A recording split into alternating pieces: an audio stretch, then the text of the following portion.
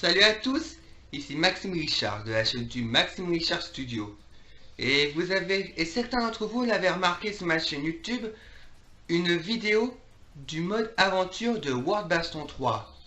Et là, je suis là pour vous en parler du mode aventure de World Baston 3.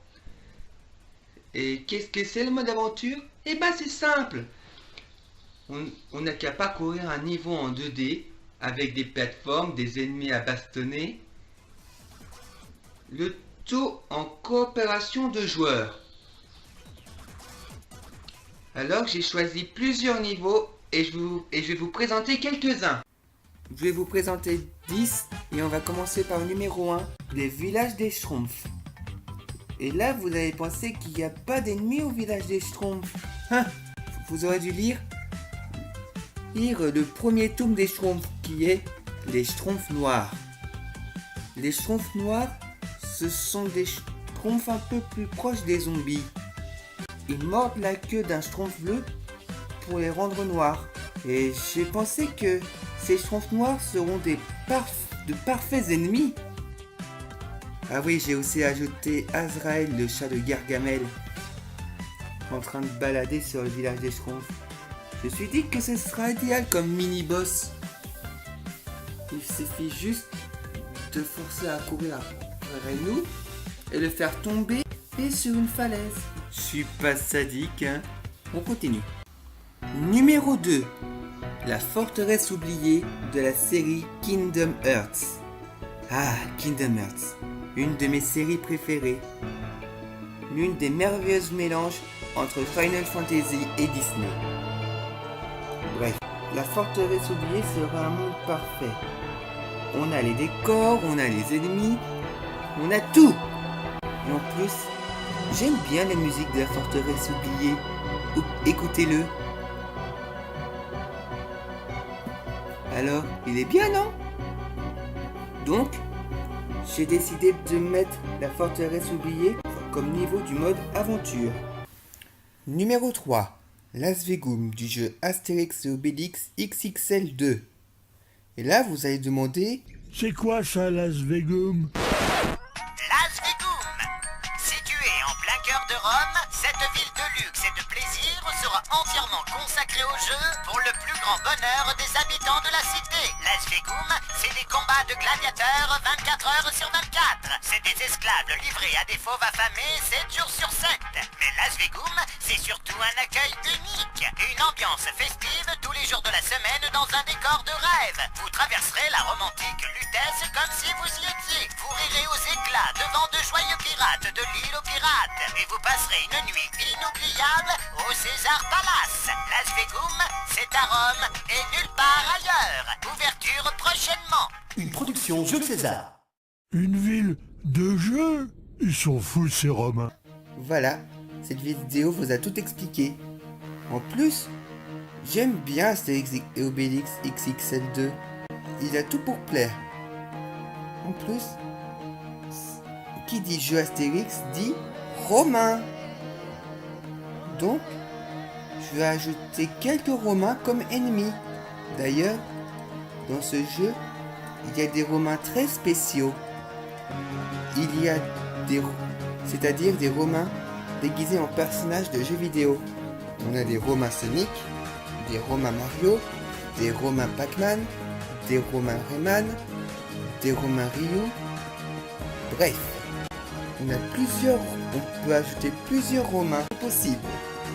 Alors, c'est possible de mettre en ton niveau du mode aventure. Numéro 4. La Green Hill Zone. Le niveau le plus connu de la série Sonic. Et puisque c'est un niveau Sonic, c'est possible de mettre en tant que niveau du mode aventure. On a les décors, on a les ennemis, on a tout. Numéro 5. Pokémon Donjon Mystère. Oui, un niveau basé sur les Pokémon Donjon Mystère. Après tout, qui dit niveau Pokémon dit ennemi Pokémon. Ça veut dire que j'ai ajouté d'autres Pokémon en tant qu'ennemis. Tout simplement. Après, je pense que ce niveau va se dérouler dans un donjon ou même une grotte. Bref, on continue. Numéro 6. Metropolis de la série Ratchet & Clank.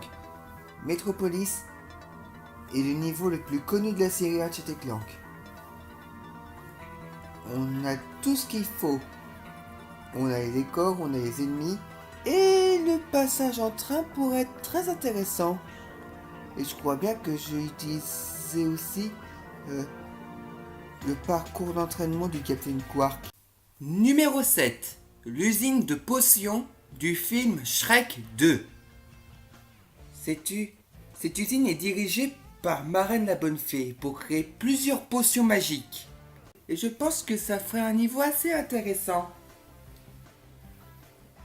Nous avons des tapis roulants, des trucs qui font mal, des ennemis.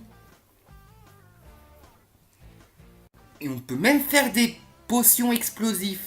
Alors c'est possible de faire cette usine un niveau du mode aventure. De l'humour et nous jettera des marrants sorts. Marrants sorts. Numéro 8. Quoi de mieux qu'une baston navale, hein? Entre les pirates, la marine et vous. Il suffit de rassembler plusieurs bateaux et faire des soldats de la marine et les pirates des ennemis.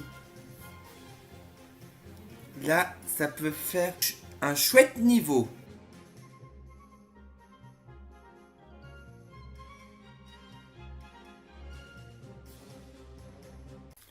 Numéro 9. L'Empire de Cristal de la série My Little Pony. Ce royaume est dirigé et protégé par la princesse Cadance et le prince Shining Armor. Et il est habité par des poneys de cristal. Personnellement, moi j'adore l'Empire de Cristal. Je le trouve vraiment très beau. Et pour rendre l'Empire de Cristal assez baston, je vais envoyer la princesse Cadance et Shining Armor au dodo. Pour ajouter une petite horde d'ennemis. Je suis sadique. Après tout, on est là pour la baston. Et enfin, numéro 10, la planète Namek.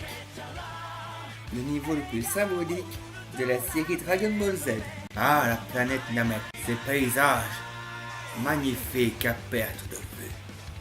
Mais on est dans les War Baston. Alors, on est là pour la baston. Donc, j'ai qu'à ajouter plusieurs soldats de Freezer. Tout simplement. Voilà, c'est la fin de cette vidéo. Et c'est la dernière vidéo avant les vacances. Parce que, vous savez, pendant juillet et août, ce sera les vacances scolaires. Et donc, je ferai pas de nouvelles vidéos pendant ces 2 mois. Ça me laisse le temps de créer de nouvelles vidéos avant de les mettre en ligne. Et profiter des vacances.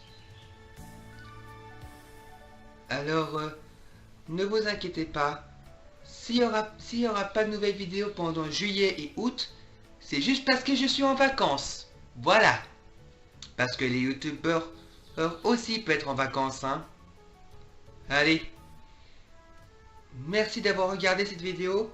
N'oubliez pas de le partager, mettre un commentaire, un pouce vert, vous abonner à la chaîne YouTube. Et un de ces 4